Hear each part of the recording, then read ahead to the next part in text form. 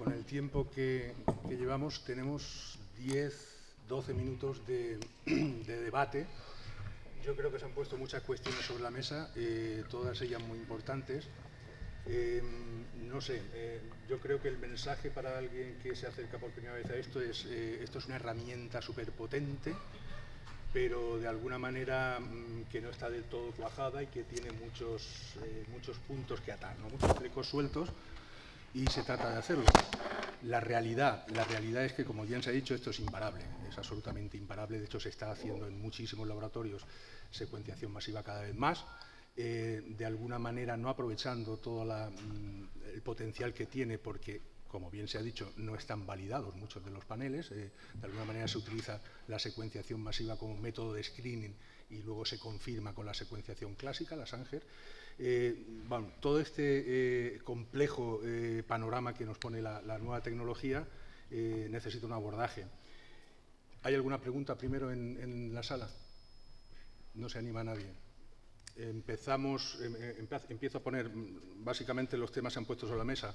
Lo que nos aporta la nueva tecnología es más por menos, o sea, nos da una capacidad de análisis salvaje tan grande que no somos capaces de digerir. No hay, de alguna manera, yo diría, una normativa expresa para poder llevar esto a la práctica clínica. Yo creo que esto está siendo así, o sea, no hay una normativa en España que nos diga qué requisitos debe cumplir un laboratorio para validar el mismo, o nuevas tecnologías, o hasta qué punto, qué cantidad de controles positivos necesitas para poder utilizar todo eso. El tema de la calidad, que es muy importante, lo pongo sobre la mesa, y otro aspecto muy importante que yo quería que debatieseis también es el tema de cómo va a afectar esto, que ya se ha comentado, digamos, en la gestión, en la organización de laboratorios. Sabemos que hay una cantidad tremenda de laboratorios que hacen diagnóstico genético. Con esta nueva tecnología, esto no debe de ser así necesariamente, porque la capacidad de análisis que tiene un secuenciador masivo de alguna manera es suficiente para dar cobertura a una población bastante grande. Si os parece, comentar sobre estos dos asuntos. Gaby. Bueno, pues, a ver, yo respecto a la calidad, yo pienso que José Antonio ya ha insinuado, ¿no? Y hay una cosa que está pasando, y es que empiezan a haber ya propuestas y esquemas de acreditación, tanto de paneles somáticos como de paneles en línea germinal para los laboratorios que lo quieren hacer, y yo creo que están en su inicio. Si no estoy confundido, este año por primera vez el EMQN estaba ofreciendo la acreditación de lo que sería el panel somático, hasta donde yo sé. No creo que hablaran todavía de la línea germinal.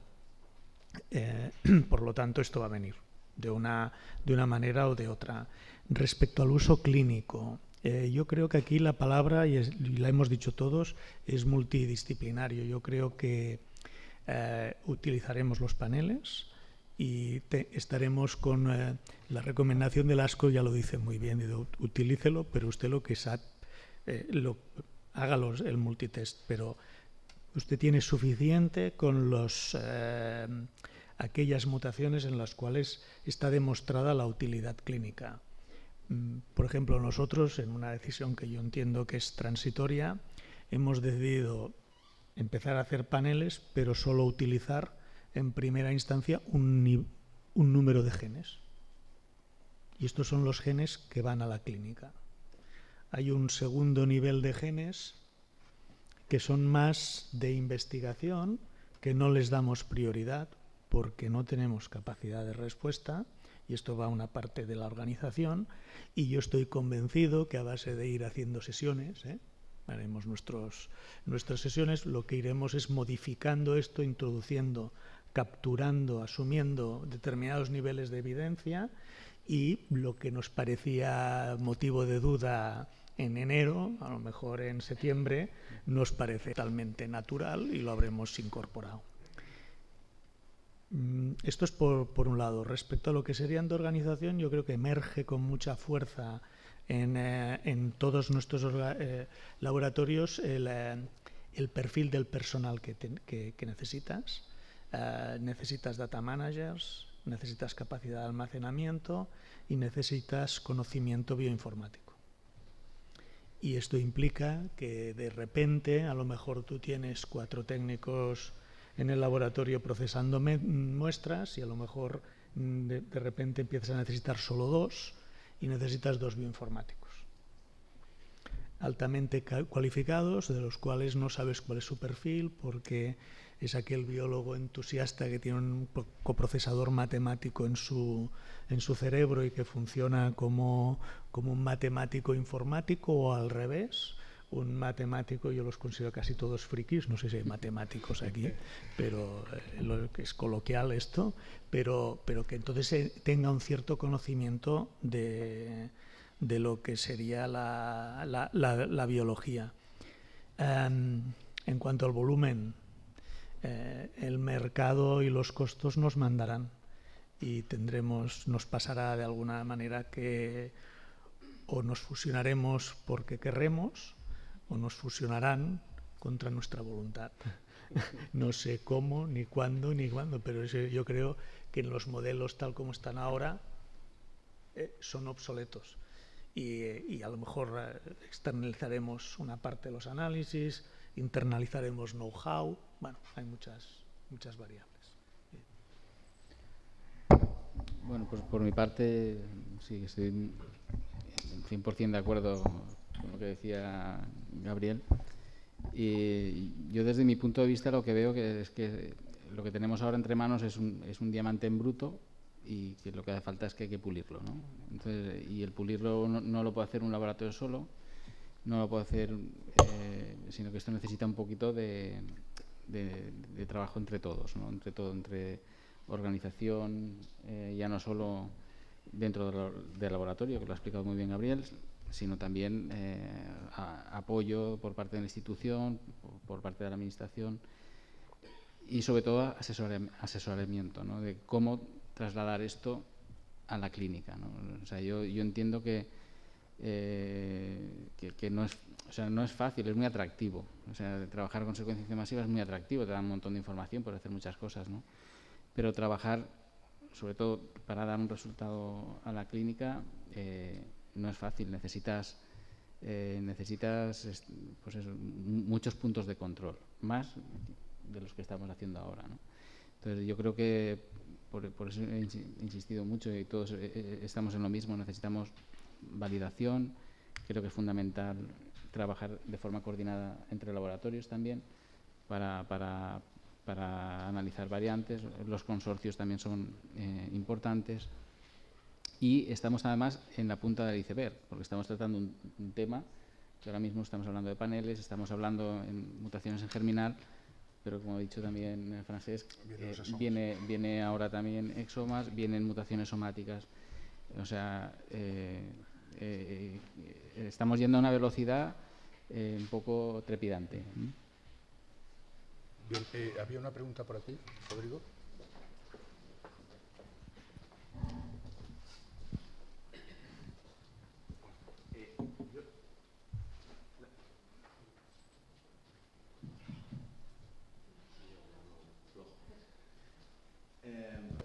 Yo creo que esto es un problema que se juntan dos cosas. Una es que la tecnología está disparada y está muy por encima de nuestra capacidad de absorber esos conocimientos, y otro es la presión de la industria. A mí me parece muy sensata la aproximación que habéis hecho vosotros, que es trasladar solo a la clínica una parte, o la parte conocida del tema, y lo otro ya veremos. Y bueno, aquí probablemente esa presión de la industria no será tan potente, porque la inmensa mayoría de pacientes pasan por el tamiz del sistema sanitario público, que admitirá aquello para lo que haya evidencia.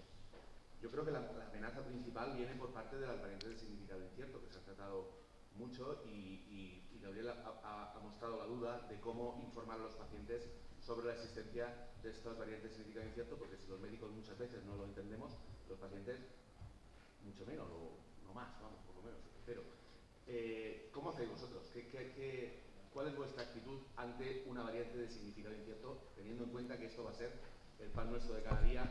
Pasado mañana vamos a encontrar montones de variantes de significado incierto de genes que no sabemos ni siquiera si los propios genes tienen significado.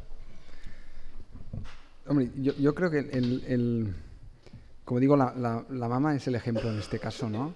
O sea, yo soy consciente de que hay compromiso. En nuestro país es verdad que pasa por el sistema público muchas cosas, pero en Estados Unidos es todo por la industria. Y que al menos en BRCA hay el compromiso de la industria de volcar los datos que se hallen en estos estudios en bases de datos compartidas como CleanVar o el Insight, ¿no? Excepto alguna compañía que ha decidido no hacerlo así, ¿no? Y mantener su información para ella misma. Por lo tanto, Estados Unidos es un mercado claramente diferente del nuestro, pero yo entiendo que las bases de datos deberían ser las mismas. Y ahora mismo, en nuestro caso, cuando hayamos una variante de significado incierto, pues no tenemos otra que enviar esta información en este caso al Insight, que es el que hacemos, que si no sé, Gabriel me corregirá, pero está muy comunicado con CleanVar, de forma que todo lo que se volque en Insight pasa a CleanVar, de forma que CleanVar de alguna forma se convertirá en una base de datos mucho más generalizada de variantes de significado incierto, y esperar que se genere suficiente evidencia para clasificar estas variantes, ¿no? Pero hablo de cara al paciente. Sí. Yo de cara al paciente pienso que Ignacio tendrá que responder. Yo lo único que diría es que tenemos que ser muy cuidadosos. En estos casos, probablemente, en muchos casos, invitaremos a participar a familiares, porque la gente del laboratorio te lo dirá, para intentar aclarar algo. Y entonces estás entrando en una dinámica de investigación con lo que se pueda, digamos, interpretar o no. Y lo que yo insinuaba, y me gustaría que más gente también en la audiencia tiene experiencia y lo comparta, ¿no? Es como revalidar que lo hayan entendido bien. Porque en ese momento hay mucha ansiedad, ¿no? Se entiende lo que se entiende, vuelves a casa y entonces sin la bata blanca delante vuelves a pensar otra vez, ¿no? Y hay que generar este mecanismo. A mí me gustaría, yo me gustaría conocer la opinión de Ignacio sobre esto. Sí. Yo simplemente, antes de nada, un pequeño comentario, ¿no? Yo creo que la llegada de las nuevas tecnologías nos tiene que hacer, como ya apuntabais en la mesa, compartir conocimiento en general de todos los que somos usuarios de estas tecnologías. En estos momentos, pues hay compañeros, sobre todo en el área de pediatría y de obstetricia, que ya están trabajando con la tecnología de los arrays y ya se están enfrentando, ya llevan años enfrentándose a todos estos resultados inciertos, además en situaciones complejas, como puede ser una mujer embarazada, ¿no? Entonces, el asesoramiento genético, ¿no? Es importante que recordemos que tiene que hacerse antes y después de realizar el estudio genético. Entonces es fundamental que a estos pacientes que les vamos a someter a técnicas de secuenciación masiva sean informados previamente de que pueden aparecer estos resultados inciertos. Si el paciente no lo sabe, cuando reciba el resultado se va a quedar, pues ¿tengo una mutación o no tengo una mutación? Si antes de realizar el estudio ya trabajamos con los pacientes en esta posibilidad de diagnóstico, o de resultado, perdón, cuando después lo demos podrán interpretar que con ese resultado no pueden hacer nada, que habrán de esperar. Si no se lo decimos previamente, no habrá manera. Pues son estas dos cosas. Afianzar el asesoramiento genético pre-test y compartir las experiencias que se están adquiriendo en otros casos. Sí, Carmen. Yo quería preguntar una cuestión práctica para los laboratorios que empiezan, que tradicionalmente han hecho secuenciación por métodos tradicionales, ahora quieren pasar a la secuenciación masiva. ¿Cuál es vuestra recomendación? ¿Empezar por kits con marcado C para genes concretos? ¿Empezar a hacer paneles? ¿Hacer que pueden tener experiencia en hacer eso más completos y luego elegir solo los genes que te interesen? ¿Hay que hacer siempre secuenciación como ensanche para validar? ¿Qué es lo que tienen que hacer? Bueno, te puedo contestar yo la parte que puedo controlar. Desde mi punto de vista, y siendo absolutamente estrictos con el tema de la calidad, un laboratorio para implementar una nueva tecnología o la tecnología tiene marcado CE, por ejemplo, que está de alguna manera acreditada para el diagnóstico. La tecnología es todo. La tecnología es el equipo, es el kit, es la forma de análisis. Si tienes esa situación y estás en un laboratorio público, un laboratorio que de alguna manera tiene la autorización administrativa para funcionar, estás funcionando con todo el equipamiento que tiene validación diagnóstica, no hay ningún problema. El problema es que esas situaciones son muy escasas. O sea, quiero decir, en secuenciación masiva hay 2 o 3 cositas que tienen marcado CE, para los BRCAs, básicamente, y un poquito Lynch ahora está entrando, pero es más de lo que hacíamos antes, es BRCA1, BRCA2, no son paneles extensos, o los genes del Lynch, básicamente. Entonces, el intentar utilizar estos paneles grandes para la clínica sin tener que validar por Sanger, que él sigue siendo el gold estándar, solo es posible, y eso en el entorno europeo es lo que se está llevando, en un laboratorio que tenga la acreditación ISO 15189. Es una acreditación que de alguna manera te valora de forma objetiva la competencia técnica. Y dice, vale, no tiene acreditado, no existe acreditación del sistema, pero ese laboratorio tiene unos procedimientos de funcionamiento tales que garantizan la calidad del resultado, porque hacen sus controles positivos, sus intercomparaciones con laboratorios externos, tienen todo un programa de política de calidad dentro del laboratorio que incluso utilizando lo que sean ensayos in-house, hechos en casa, lo tienen todo perfectamente validado. No es extrapolable a otro laboratorio porque es su forma de funcionar, pero tú lo tienes perfectamente validado para la clínica. Entonces, o todo marcado CE, o laboratorio acreditado, o todo lo demás es puro cribado. De alguna manera, tú usas secuenciación masiva para detectar una serie de alteraciones que luego tendrás que confirmar por Sanger, que es el gold estándar. Es un poco el panorama. Yo también quiero añadir un poco a lo que decía José Luis, a nivel práctico. Para un laboratorio que quiere empezar, bueno, que ya tiene experiencia a nivel de genético o de análisis genético, yo empezaría por lo que tienes. Yo no me lanzaría a hacer exomas así de entrada, ¿no? Yo empezaría a hacer lo que estás haciendo, trasladarlo a panel o a lo que sea, ¿no? Bueno, el contexto, ¿no? Porque de la única forma que te vas a dar cuenta de qué es lo que te está aportando esta nueva tecnología. Nosotros en el IVO lo hemos intentado hacer así, ¿no? Y luego ir paso a paso, porque ya te digo, es complejo porque esto va cambiando. Nosotros se va alguien de baja y cuando vuelve ha cambiado el funcionamiento del laboratorio. Es una locura, ¿no? Lo digo porque es así. Entonces, intentar ser muy preciso en lo que se hace. Entonces, para eso es empezar con lo justo y ir cogiendo experiencia poco a poco. Bueno, al panel que, en fin, que son todos casi conocidos. Si me permites perdón un momento, es que yo la respuesta a tu pregunta es que me lo pensaría 3 veces.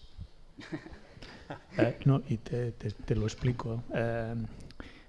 Yo primero iría a mi centro y preguntaría si tienen un plan para establecer una core facility de análisis genético avanzado. Si no, me iría a preguntar afuera si hay alguna core facility general que tenga ganas de hacer una transición para llegar a este clinically certified secuenciación masiva, ¿no? Que tenga ese grado de certificación, y en cambio gastaría bastante esfuerzo en internalizar el know-how del análisis de los datos. Bueno, yo quizás abundando en lo que estáis comentando, uno de los temas es si deben de haber muchos laboratorios o unos cuantos que sean expertos en el campo y que reúnan esas características para poder hacer el ensayo bien. Siempre me ha sorprendido muchas veces, y eso ha pasado cuando ha venido pues un señor de Inglaterra, dice, ¿cuántos hacen aquí BCR-ABL? Y dice, BCR-ABL, pues aquí un montón, somos 50. Y ellos dicen, pues allí con 7 laboratorios hacen BCR-ABL de todo el Reino Unido. No es por reducir, es que yo creo que los laboratorios tienen, en este caso, debido al tipo de la complejidad, la dificultad de interpretación y otros rasgos, Y también el coste económico, creo que merece la pena que se establecieran unos grupos de laboratorios de referencia expertos en los campos, en los muchísimos campos que hay en medicina, que se ocuparan de eso y que dieran servicio no solamente a ese hospital donde trabajan, sino al resto. Como que digamos, este modelo que se hace aquí para el Consejo Genético, yo creo que debiera haberse aplicado o se puede ir aplicando, y de hecho existe la figura de laboratorios de referencia, y lo que pasa es que creo que en fin, que escasamente se aplican. No sé qué pensáis vosotros, porque claro, supone personal, supone técnicos de laboratorio y a veces no entra dentro de las estructuras. La selección de personal de laboratorio pues es difícil, es el que caiga. Esto no es la pauta que debiera de ser, creo yo. Sí, bueno, tienes toda la razón del mundo. En el Reino Unido, por ejemplo, creo que han nombrado 4 centros, grandes centros de análisis genómicos. 4. Para una población, no sé cuántos son, 70 millones de habitantes, son bastante más que en España. Aquí, si contamos la gente que hace secuenciación masiva ya, yo creo que son incontables porque no hay registro de eso, evidentemente. Y cada uno que puede se lo monta. Quiero decir, como no hay, sí, y eso es cierto, no hay una regularización todavía, porque yo creo que no es consciente la administración en general del cambio tan brusco que es el tema de la secuenciación masiva. Lo suyo sería organizarlo. Lo suyo sería organizarlo porque pasa lo que pasa, proliferan centros que a lo mejor de dudosa capacidad, ¿no? para sacar provecho a esa infraestructura. Sí, un ejemplo parecido también lo tenemos en el Instituto Nacional, bueno, el Instituto del INCA de francés, en el cual hay, no sé si son 11 centros que hacen estudios genéticos de aplicación clínica, entonces que cubran a toda la población francesa, ¿no? O sea que yo creo que el modelo también, lo que decía Gabriel, ¿no? El expertise se tiene que concentrar, ¿no? Es lo mismo que las cirugías de tumores raros, ¿no? o de cualquier otra cosa, ¿no? O tratamientos de estos más específicos, ¿no? Porque hay que buscar un poco el expertise. Sí, bueno, yo creo que nos hemos pasado de hora y para no acumular más retrasos paramos, y hay un café merecido en la cafetería.